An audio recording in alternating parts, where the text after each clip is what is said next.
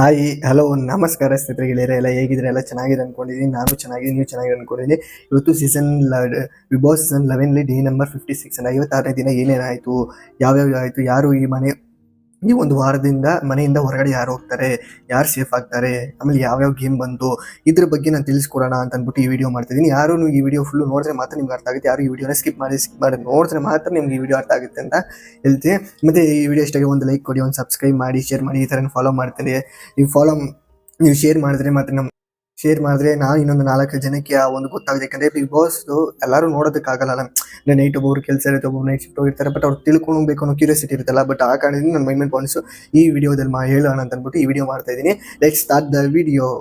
First point ಬಂದ್ಬಿಟ್ಟು ಏನಂತಂದರೆ, ಇದು ರಜತ್ ಅವ್ರಿಗೆ ಒಂದು ಶಿಕ್ಷೆ ಬರುತ್ತೆ. ಏನಂದರೆ ಮೈಕನ್ನು ಧರಿಸಿರಲ್ಲ, ಅಂದರೆ ಹಾಕೊಂತಾರಲ್ಲ ಮೈಕು, ಅದನ್ನು ಇದು ಮಾಡಿರಲ್ಲ, ಎಲ್ಲ ಇಟ್ಬಿಟ್ಟಿರ್ತಾರೆ. ಅದರಿಂದ